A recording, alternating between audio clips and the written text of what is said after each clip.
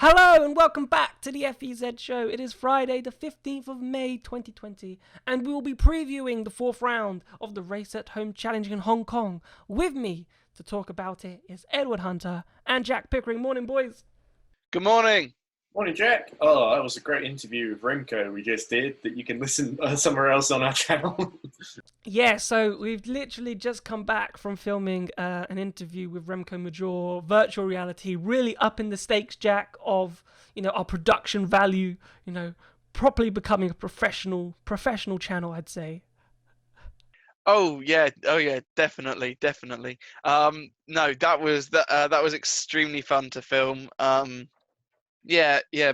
Basically, we just sat in on Remco just doing a test session, whilst we asked him ridiculous questions so he could miss his breaking points. But yeah, no, it was so much fun to have him. If you don't know who he is, watch our show from Monday, because he was on the show where ignore the host that day, but he was on the show. Yes, he was. Obviously, he's part of the Race at Home Challenge. Obviously, he finished in 7th place in Monaco in his first round, so qualified automatically for Hong Kong. So we're wishing him all the best of luck. He's a big fan of the FEZ show, so we appreciate him massively for that. So hopefully, if all goes well, he might make a second appearance on Monday. So let's sort of go into the Race at Home Challenge, because obviously the big talking point is the tracks. And so far we've just done Hong Kong. We're going to do Hong Kong. We've just done the Leicester Formula E track, Ed, and we've done Monaco. So those are the 3 tracks of Formula E, and it's clear as day Formula E aren't going to any, non-F1 track, non-FE tracks, like going to Formula 1 tracks, because they would have done that instead of repeating rounds. So are we expecting to repeat, maybe go back to the Leicester track? Would that be something that you'd be expecting for next week, for example?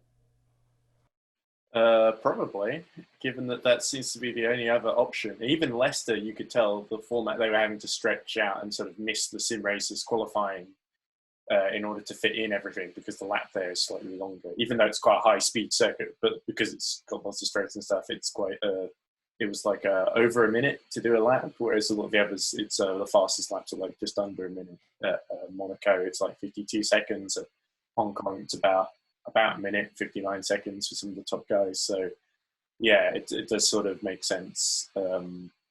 Just if they're out of options, and like we said in previous podcasts, they can't go to Silverstone or Nürburgring or even Zandvoort, which is a new track they put in. They can't really use because the lap's simply just too long for Formula E cars. Yeah, so Jack, the thing is, right, we are frustrated. I know me and you are frustrated that we're going back to tracks. Now, we do know something. So, the Formula E eSports guy, the person who's obviously been talking to the likes of Remco, the likes of, F1, I keep saying F1. F1's too much on my brain. Formula E drivers in the Discord chats, and said something new is coming. So we didn't know what that meant. We didn't know when that was going to happen. But what we found out over the course of the week, which we wanted to get out today, is that we believe there's good sources that are telling us that if there is a DLC coming in time, Jack, that Mexico, the new Mexico track, might be on it. So that's interesting.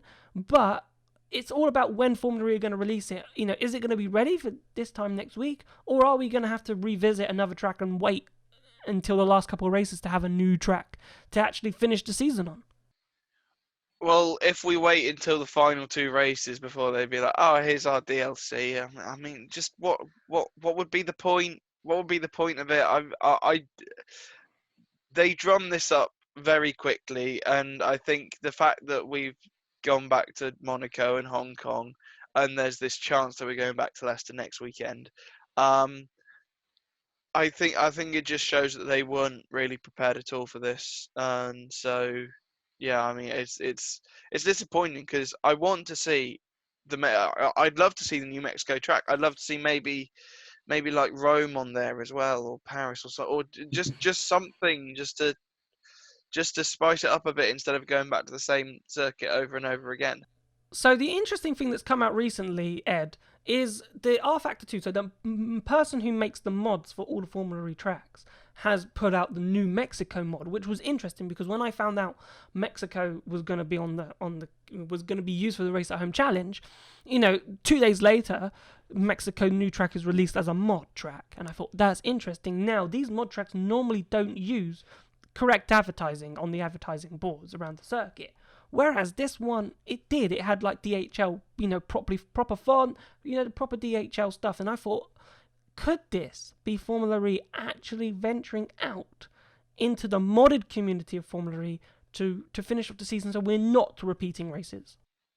It would sort of make sense because I think, and Pico, you were just saying I'd love to see him put Rome up. I'm reminded of the often used phrase, Rome wasn't built in a day.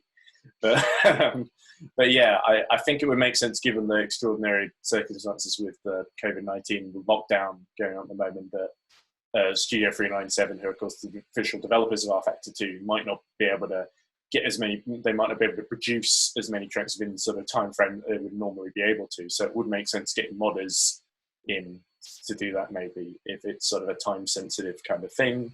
And I guess there's the idea if the track isn't laser scanned, you're not sure exactly how it's going to turn out, as we see sometimes with the Codemasters F1 games. There are a couple of inaccuracies with like curbing, bits of the track that aren't. The F1 drivers like, this doesn't feel anything like real life and stuff. But hopefully that's not the case with this. If what you say is true, Jack. So I want to come back to you actually, Ed, because I know you know a lot about this. So obviously R Factor 2. They are the tracks of laser scan. When we were talking to Remco about Hong Kong, he said, this is a laser track scanned. And obviously, in this time period that we're in right now, if Formula E came to Studio 397 and said, look, we need this for our thing, otherwise, it's going to look quite bad, and it is starting to look quite bad, that, we need this. But I don't think those tracks would have been laser scanned, and obviously R Factor like having laser scanned tracks. So do you think that they'd produce a DLC with tracks that are not laser scanned, or do you think they had them spare but they just, Formula E weren't really interested in putting them out? I don't know. I think it'd be quite hard to laser scan that many tracks. I think Hong Kong, it would sort of make sense because I think they may have done that early in season 3. And then they released it in, like, I think, is it November? So at the very end of 2018, I think. Or, no, 2017, sorry, because it was the same year as Road to Vegas. And that was they launched that along with the original Formula E car mod with the Season 4 cars, which were Gen 1 ones, as you remember. But I don't know. Like I said, the problem with laser scanning the tracks is that all the Formula E tracks aren't... they're not permanent circuits. It's not that you can just show up, because it will usually be like a street being used for, whatever else purpose. In the case of like, London and New York, they're being used as hospitals right now. So you can't exactly go in and get, I think, us Studio 397 to laser scan the track in any kind of way, at least not in a way that's, healthy or helpful right now. But yeah, I think it's unlikely that they're sitting on a gold mine of tracks, but I don't know for sure, to be honest. Yeah, but that's the thing that amazes me. Like, if these tracks are laser scanned, and especially with Formula E Jack being, street circuits, Mexico makes sense for it being laser scanned because it's actually a circuit, but having like the likes of Hong Kong and the Monaco short layout, laser scan, it's like, when do you get the chance to do that? Because, these are normal racetrack, normal street circuits or street places, 9 times out of 10 during the year. Like, when do you get the time to laser scan it? So do you think maybe in the future, if Formula E are to release a DLC with a couple of tracks so we can finish the season on some new places, would you be bothered if they're not laser scanned, and at least then we've got something that's new, but then they can be updated in the future? Possibly, yeah. That's a very good question. What puzzles me is that they did laser scans of Monaco and Hong Kong, but they just didn't bother to laser scan any of the other tracks. Did they just pick those two by random, or what happened there? But no, I think I think that should be maybe a thing that they do some point when they do a Formula E weekend, that they laser scan the tracks then, so then for future we can... Yeah, that's what I want to bring up, actually, because you say that, and I think that's brilliant, because does that show, like, why did they decide to laser scan Monaco and Hong Kong? That's a good question. That's a good question to ask the people of the esports, because those are people who would be in charge of it, Jack, in terms of why did they do that? And two, if they did do that, why was the discussion of not laser scanning the other tracks? Like, what were Formula intentions? And that's the question that we'd love to ask. And as I said, they haven't done these press conferences, which, we would love to ask Formula E, like, what were your intentions, say, season 5, of doing sim races? Were you thinking about, bringing out other tracks that were laser scanned? Because you have to remember, Hong Kong came out season 4, so that was laser scan. Maybe season 4 came out around then. Monaco came out season 5, so when was that laser scanned? Who knows? Because we didn't go there till season 3, and it was ready, so it might have been laser scanned in season 3, and it was ready for the season 5 race when we came back to Monaco. So it's interesting that Formula E have 2 laser scan tracks, but they haven't decided, while we're here, let's get people to laser scan tracks, and we can use this, Jack, in the future to either create our own game that we can put on PC, or to put it on sim platforms like iRacing or rFactor 2, so people can enjoy Formula E on those platforms. Yeah, exactly. I don't think I'm ever going to get. I don't think I'm ever going to get to drive Punta del Este now, unfortunately. But I don't know why. But yeah, if they were scanned in season 3, then why didn't they scan all of them? Because the thing is, people have been begging for a Formula E game since halfway through season 1, season 2, midway through season 2, something like that. So yeah, I just don't see why they would have just scanned 2 tracks. They would have scanned more than that if they were actually intending on doing something. And so yeah, I think it's disappointing that we only have these 2 tracks and 1 fictional track in New Jersey somewhere. And they made a fictional track in New Jersey, and they're pretty much close to New Jersey with New York. So you think, well, why don't you just do New York? We would have preferred New York to have been laser scan and that as a bundle potentially, rather than they're making a new track that's fake, that's in the same area as New York, basically. I know it's not exactly the same, but it's close enough. So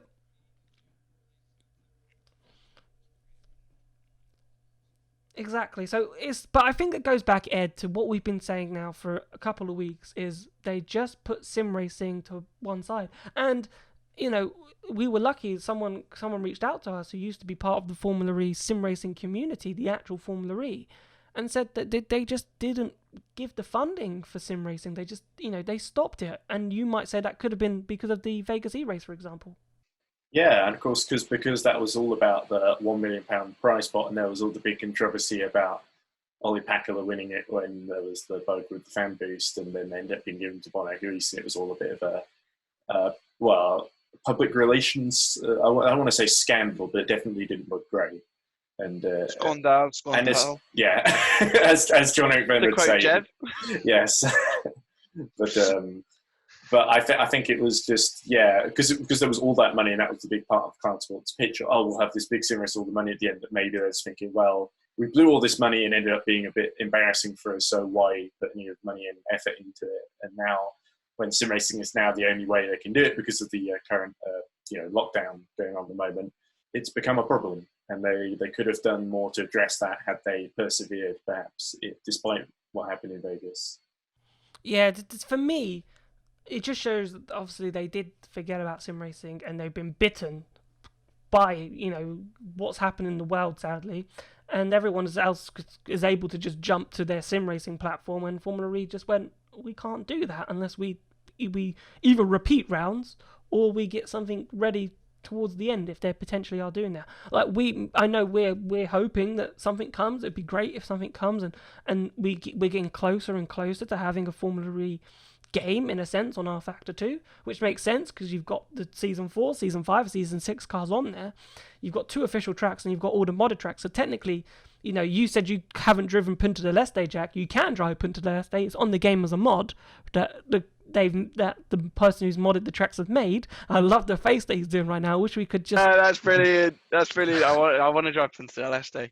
So it's on there, but it would be great if they could have been on there in an official capacity rather than a fake capacity. But moving on, I want to move on because obviously this is partnered with UNICEF, and that's fabulous that it's partnered with UNICEF. But when we just had a look at the page before everything sort of started this morning, and they've only raised £3,025 out of their target of £100,000, and this has been going on for 5 weeks now, and I'm a bit disappointed about that, because obviously it's great so far, £3,000, and people that have donated, thank you so much for donating. It's really generous, but a massive company. I know Formula E isn't a company, Ed, that is huge in popularity. Obviously, its popularity is gaining, but it's nowhere near the level of Formula One, for example, or IndyCar probably. Okay, and you've got Formula One drivers, Charles Leclerc, George Russell, Lando Norris, Alex Albon. They did their event to raise £100,000 that they wanted for the United Nations Foundation. And they got pretty close. They raised 77,000, I think it was, along those lines, in 3 streams. And, Lando Norris, in that, I think that's where he had to shave his head.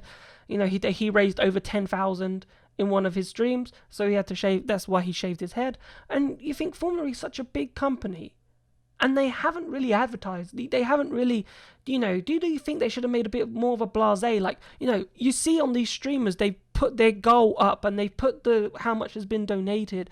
Do you think maybe Formula E should have done that to sort of say, look, this is what we want to achieve. Can you help us achieve it? And maybe they would have raised more money than the £3,025 that they've raised so far.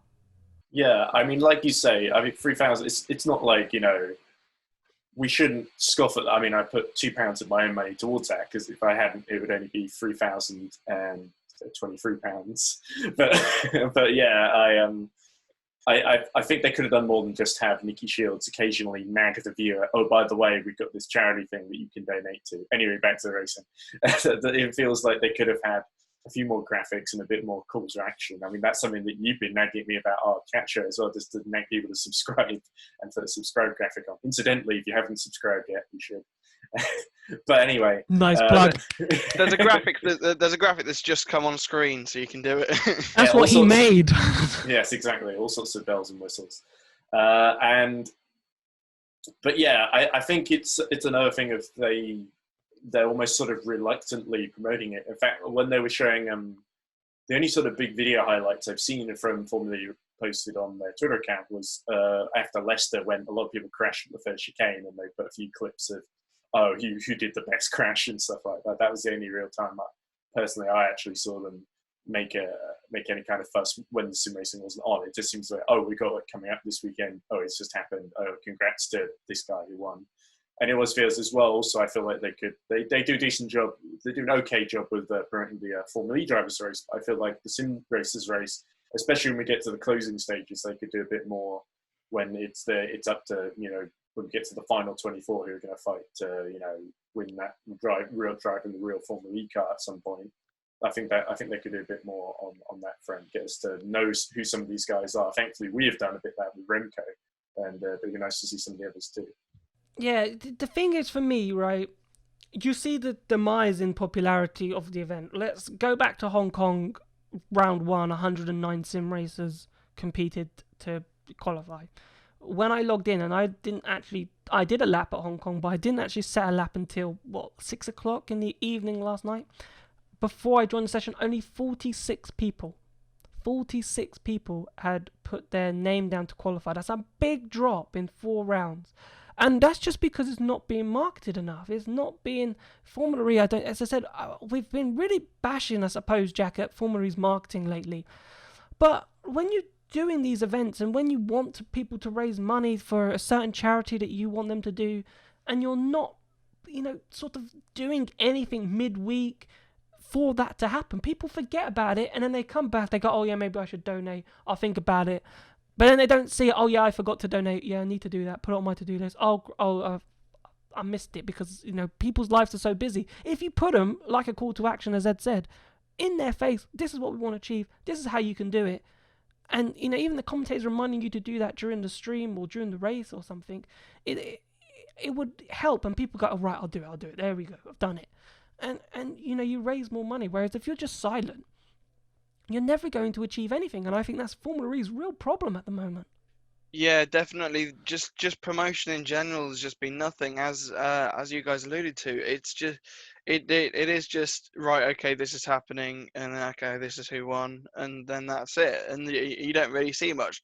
And they do post like one thing saying like 1 day to go, or 2 days to go, 3 days to go. But the thing is, yeah, it's apart from that, there's nothing really much at all in regards to like how they're not raising that much money. I think that there should be a kind of like there should be like a universal ticker, so it ticks up live how much has been raised, but not only just have that on the FE stream, have that on Stoff's stream, have that on Daniel App's stream, have that and so have that live across all the streams that are doing the Race at Home challenge. There we go.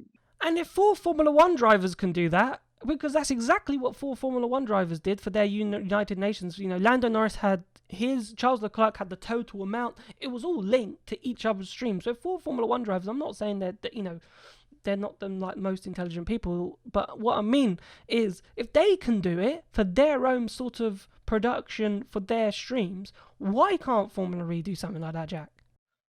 Yeah.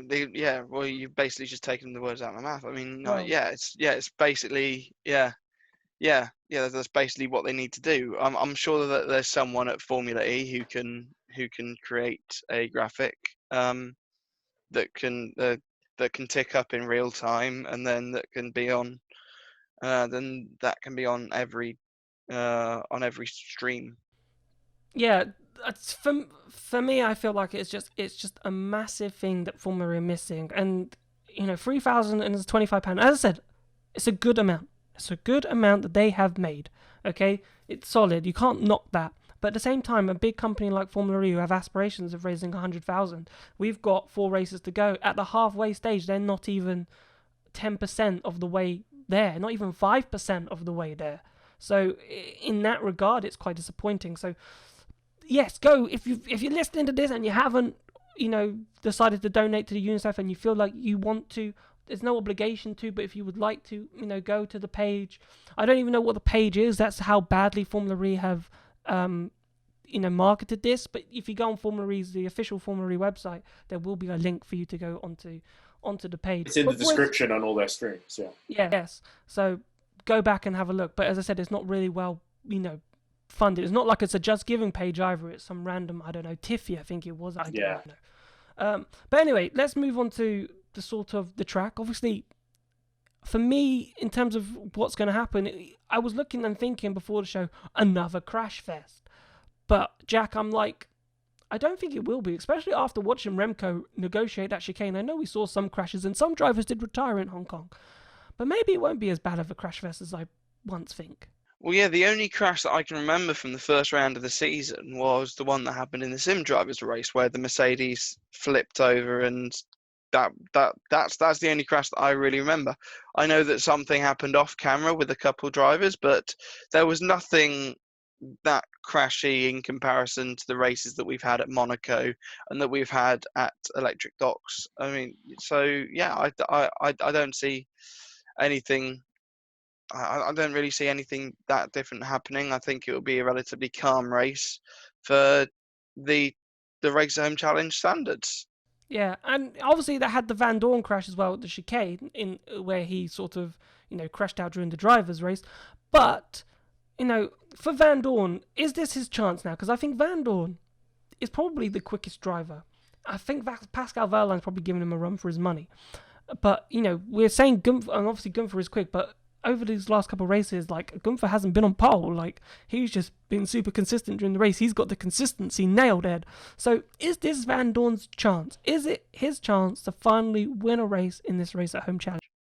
Well, he's certainly been quick so far, and he's very experienced in sim racing. He used to, before he was an F1 driver, in fact, he used to compete in the Formula Sim Racing Championship, which is also where Jack Nichol's got his start in commentary. So those two know each other quite well, I think.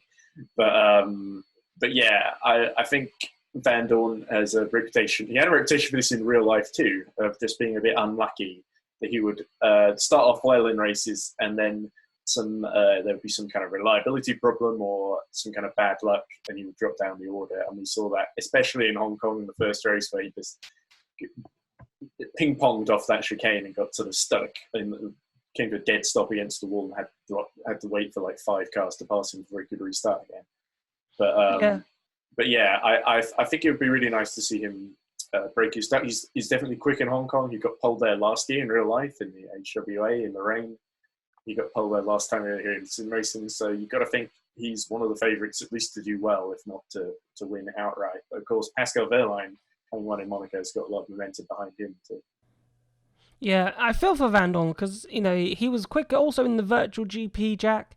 You know, when they went to Brazil, was on pole, crashed again, though, sadly for him. But then he wasn't invited for the recent one that happened in Spain. Obviously, he got moved aside because I think it was him and Esteban Gutierrez, but then was sort of pushed aside for the Mercedes sim racer or sim driver and Anthony Davidson. So a bit of a shame for him, but, you know, I'm expecting big things from Van Dorn in Hong Kong.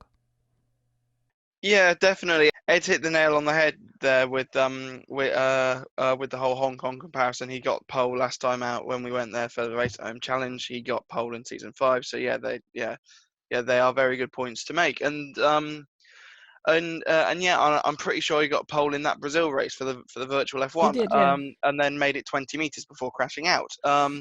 But yeah, hopefully luck will turn his way, and fingers crossed he'll get back. Fingers crossed he will get that elusive win, because I think has he been? No, he hasn't been second in every race, but he's been second at like 3 times now. I think out the. He's crashed a few times, hasn't he? So, you know. Yes. Is putting down the order a little bit. I think he's been like 5th or 4th for some of them. But obviously driving half the race, remember, with a bent steering wheel. But what is really interesting, Ed, and obviously how quick these drivers are compared to like the sim races. Like we were just with Remco earlier, and Oliver Rowland, he was telling me he's done 250 laps in yesterday's practice session. So 250 laps in one sitting in a 2-hour, you know, session. That's boom, boom, boom, like a lot of laps that he's doing. And it's telling me how serious that these drivers are taking it, and you know, it's great to see that the drivers are taking it quite seriously. Oh, absolutely. And in fact, when I used to do sim racing, I remember it would be a similar thing where you would stay up late doing hundreds and hundreds of laps, especially if the lap was really short. And it's cool to see them getting into it, and at least Roland is taking it extremely seriously in terms of trying to make sure he's up to speed and he's not too rusty when things get started tomorrow. And also, I guess it's important that in particular with the 1 lap format that Formula Lee have, and I think Remco sort of alluded to this when we talked to him on Monday, that he's an endurance racer. He's used to just being really consistent, doing the same lap out, and that's but one of the things he seems to, in his opinion, struggle with is qualifying, where especially Formula Lee, where you've only got the 1 lap to get it right. And he was telling me, I think, that I thought it was going to be a second down on the front runners, and then it was ended up being a couple of attempts down. If I'd not messed up that first corner a bit, I could have gone pole. But could have, should have, would have. And yeah, it'd be interesting to see if that helps Roland tomorrow as well. What practices he's been doing. That's the thing. Obviously, the 1 lap, that's why they're a bit slow. But it's interesting to see, like, if you put some of those, Formula E drivers in the sim qualifiers, they'd all make it through. They'd all qualify, which, it'd be interesting. As I said, what we've been saying, Jack, is that we'd love to see a race between some of these Formula E drivers, especially the front runners, against some of these sim racers, because I think that would be one of the most competitive sim races we would have seen throughout the whole season. Yeah, definitely. It wouldn't just be like the Visa Vegas E race, where I think. Well, I think it was literally only Felix Rosenqvist who only got anywhere near the sim races in Vegas a few years ago. But yeah, based on the times that we've seen, we think I think it would be it'd be a lot more competitive, and it would be fun. It may not be for championship points, but just for the fun of it, just do it. Top 12 in both championships, shove them together. Yeah, I would love to see just an exhibition race between the sim racers and the top FE drivers. But boys, we're running out of time. Another show in the books. So before we go, just some predictions. Who do you think is going to take the victory in Hong Kong? Ed, we'll go to you first. Okay. I think Robin Freins has been quite quick, even though Oliver Owen's been practicing a lot. I think Robin Freins is going to take the win in the drivers' race. And I think in the sim racers race, provided they show up, I think actually Graham Carroll is going to boss it at Hong Kong. And I think Remco is going to come on the podium in third or second. I was going to say, you had to say Remco. I know, but I like Graham Carroll as well. It's hard to choose. Jack? Well, the pressure's on me because I've said the right one the last 2 weeks. So if I say it wrong this week, then the universe collapses because Jack Pickering is always right. Yes. So I am going to say that the duct will be broken and Stoffel Van Dorn will win his first race. Okay, then. I was going to go with Stoffel because I didn't think you were going to go with Stoffel. So I'm going to go with Oliver Rowland. Why not? He's doing a 59.8, which is probably not the fastest, but in practice. But you never know. He might have gone quicker by then. He's put enough laps in, so hopefully he's got the consistency up. So let's go for a shock. Oliver Rowland, Maxi Gunford to crash out. There we go. It's going to be his turn to finally make a mistake. That's my bold prediction. But boys, thank you. Jack has either lost a lot of money or he's going on holiday later this year. Boom. I don't even know if I don't think you could.